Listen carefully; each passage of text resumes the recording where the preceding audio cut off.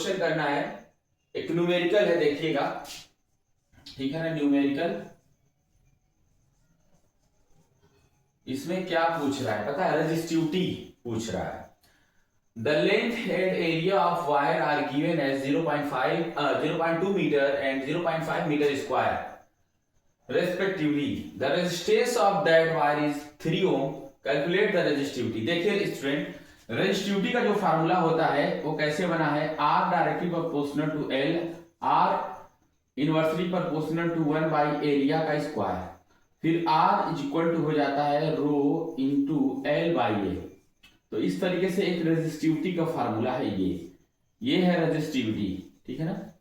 Resistivity का मतलब ये होता है, ये मटेरियल का एक मटेरियल की एक प्रॉपर्टी होती है जिसमें ये पता चलता है कि कॉपर कितनी रेजिस्टेंट कितना है, कितना ज्यादा उस, और एल्युमिनियम कितना रेजिस्टेंट है उसके अंदर, यानी किसी फ्लो ऑफ करंट को रोकता है वो।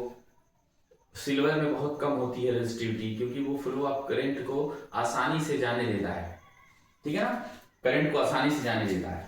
तो इसमें हमको ये बेसिकली फाइंड आउट करना है। अच्छा, अगर ये एरिया अगर वायर देता, अगर ऐसे क्वेश्चन में वायर देते कि ये वायर है तो वायर का डायमीटर देता, मान लो इसका डायामीटर देता, ठीक है ना, डायमीटर, तब क्या करते, क्योंकि अभी तो यहां इसने एरिया दे दिया है, क्योंकि एरिया जो होता है स्टूडेंट हमेशा मीटर स्क्वायर में होता है, इसलिए ये एरिया है।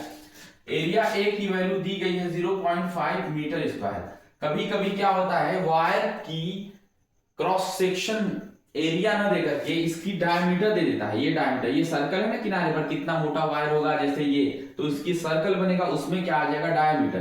तो डायमीटर देगा अगर 5 तो इसकी रेडियस निकालेंगे 5/2, ठीक है ना।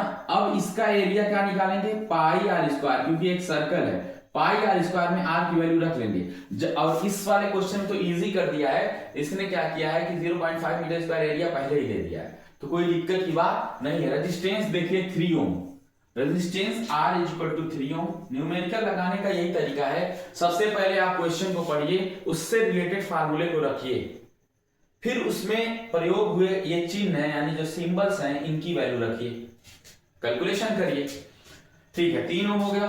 अब क्या करें हम, लेंथ है, the length and area of wire, length पहले दिया है, इसका मतलब लेंथ पहले है 0.2 मीटर, यानी L इज इक्वल टू दे दिया गया है 0.2 मीटर, ठीक है। इसमें 3 चीज दे दी गई है, एक पूछा रेजिस्टिविटी, तो चलिए निकालते हैं रेजिस्टिविटी। फॉर्मूला ये हमको पता ही है, कोई बात नहीं। R की वैल्यू कितनी है 3 ओम, इसी में रख दीजिए 3 ओम, तो 3 रखिए, ओम लिखने की जरूरत नहीं है। रो ऐसे ही रो को रहने दीजिए, और एल कितना है स्टूडेंट, एल दिया गया है 0.2 मीटर, तो लिखिए 0.2 मीटर अपॉन में एरिया क्या दिया हुआ है, एरिया 0.5। देखिए ये डेसिमल से ये डेसिमल कट जाता है, ठीक है ना, क्योंकि बराबर बराबर 10 से मल्टीप्लाई करके बात वही आएगी। अच्छा, अब याद रखिएगा एक बड़ा अच्छा सा हिसाब है, ये 2/5, अगर इसको मैं इधर लेकर आऊं तो 3 इंटू ये 2/5 ना, बराबर के इधर आएगा तो 5/2 हो जाएगा। क्यों, क्योंकि यहां आकर डिवाइड होगा तो बाद में मल्टीप्लाई में ये रेसिप्रोकल इसका हो जाएगा, इज इक्वल टू रो।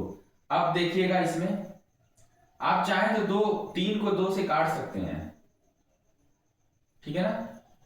कैसे काट सकते हैं भाई, 1.5 में 1.5 दूना 3 होता है, 1.5 दूना 3, 1/5 का 2 में मल्टीप्लाई 3 आएगा, बचा क्या ऊपर, अब यहां पर बच गया आपका, यहां रो इज इक्वल टू बच गया 1.5 मल्टीप्लाई बाई 5, ये आ गया आपका 15×5 = 7.5, ठीक है ना, 15×5। अब ये किलो है कि मीटर है क्या है, नहीं ऐसे नहीं पता चलेगा, कैसे चलेगा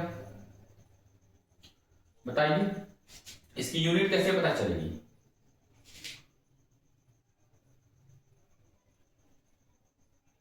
इस वैसे तो याद है कि ओम मीटर इसकी होती है, ओम मीटर होती है इसकी, रेजिस्टिविटी की जो यूनिट है ओम मीटर है, लेकिन आप चाहें तो निकाल भी सकते हैं, ठीक है ना, आप चाहें तो निकाल भी सकते हैं। वो कैसे निकालते हैं, रेजिस्टेंस जो होता है ओम में होता है, ठीक है ना, और बाकी ये जो रेशियो आया है ये एरिया का और एरिया का और किसका आया, लेंथ का, ये मीटर में ही रहेगा, तो इसका ओम और ये मीटर मिलके बन गया ओम मीटर। ठीक है, बहुत इजी है क्वेश्चन। ठीक है, चलिए थैंक यू।